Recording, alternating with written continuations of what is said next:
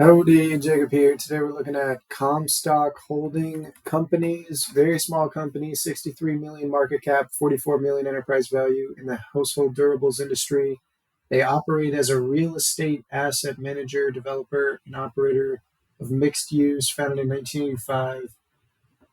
Revenue is actually down a little bit over the last 10 years, with gross margin increased quite a bit and operating margin higher than what the gross margin was 10 years ago, with high returns on invested capital recently. So there's some big jumps post-COVID. We'll see if they can ride that out. For small businesses, they changed the way it's looked. I like to look at the insider ownership, 66% held by insiders. So for such a small company, I like when there's a lot of insider ownership due to the fact that if I'm a small company and I have no skin in the game, then, obviously as a CEO or CFO or board member, I have the position to do well for the company. But if I have my own stake in the game, then obviously there's a better chance I do. As an outsider shareholder, there's a better chance that you're comfortable and confident that the board, CEO, and insiders are going to do what's truly best for the business since they have skin in the game. And so let's look at the balance sheet. We saw very little net debt, 19 million cash on hand, 13 million, all of their debt, no short-term, no long-term debt. So very healthy balance sheet. Cash flow statement has pretty consistent, very little capital expenditures, and cash from operations in the upper single digits on average.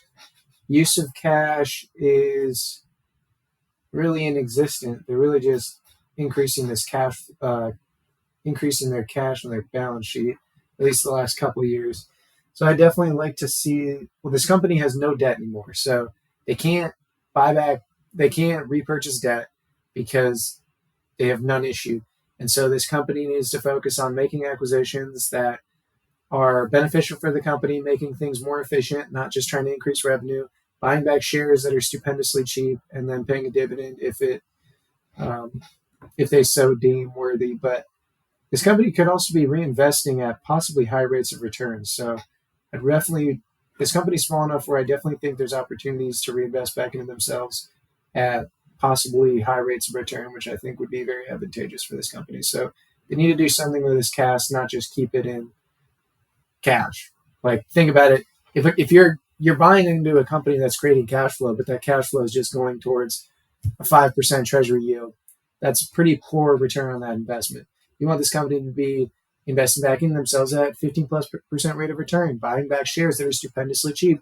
If they have nothing else, might as well give it back to their shareholders as a dividend. But we don't know exactly why they're pocketing cash. It could be for a possible acquisition coming up. But I definitely get hesitant when I see a company making a good amount of cash from operations and free cash flow, but not using anything that's beneficial for you as the shareholder. Let's start making some assumptions here. On the revenue growth side, I think that it did jump quite a bit post-COVID. I think it's going to mellow down quite a bit. So maybe you'll be looking at more like 4 market average, 15p, due to the fact that they're still small. So I could see growth be pretty expansive, but they just don't have a long history of really outperforming the average company in the market. So I think market average seems to makes me comfortable. And then for margins, I do like that they've been making free cash flow for quite a while now. It makes me feel good. But let's maybe do 18, 20%. And then for share repurchases, they're at 63 million.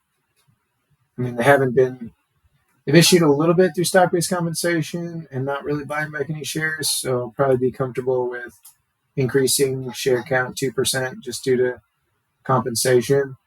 But it's an interesting company, one that probably won't be too much longer until I do some more research on. Smaller companies are definitely harder, but the fact they have 60% insider ownership does make me more comfortable. So we'll have to do more research on this shortly, since it's definitely getting close to a price that looks pretty attractive. So we'll have to see whether I feel comfortable with these assumptions or not.